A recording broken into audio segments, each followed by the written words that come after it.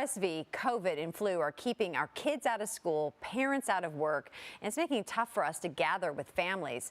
It's important to know what we can do now to keep these viruses from hijacking holiday celebrations and to help keep our families safe and healthy now and into the months ahead. Joining us with more on this is Dr. Emily Volk. She's the president of the College of American Pathologists. Dr. Volk, obvious question first off is we're hearing so much about RSV. What is it exactly, and how does it spread? Well, RSV is a very common respiratory virus that can present as just a very mild cold, but sometimes can worsen very suddenly into something that causes a lot of difficulty breathing, a lot of coughing, and in small children can also have them avoid eating. This is an illness that we don't have a specific vaccine for, and we also don't have a specific antiviral therapy for yet. It does typically affect children, infants, and school-age kids, but it can affect adults, especially the elderly.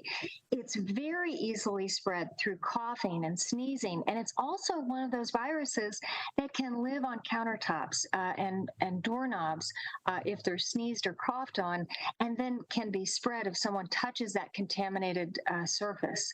So it's a pretty important disease to know about this season. So why are we seeing a surge in RSV cases right now?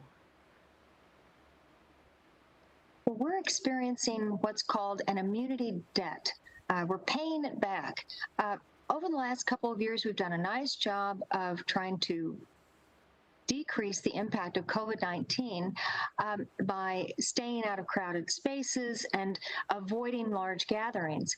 Well, we also avoided other viral respiratory illnesses like RSV.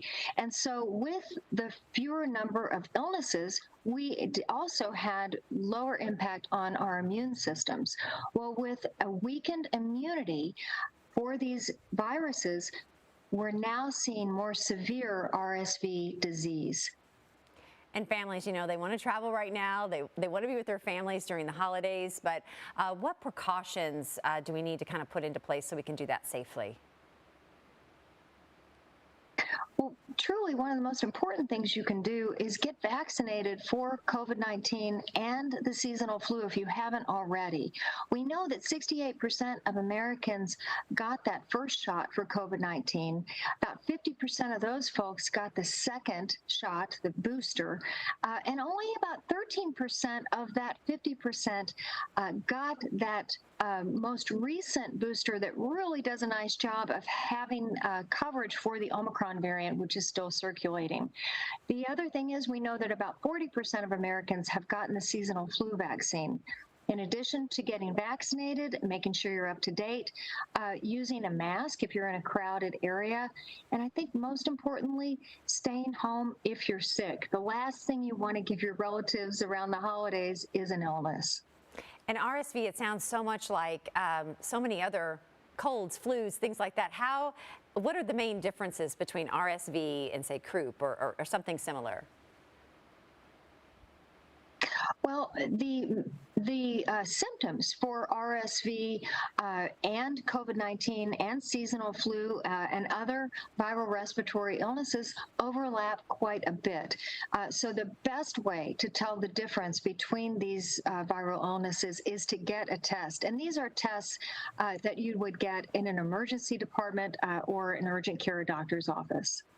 And finally, where can we go if we want to find more information? You can get reliable medical information at cdc.gov or at cap.org. All right, such important information. Dr. Volk, thank you so much. Thank you.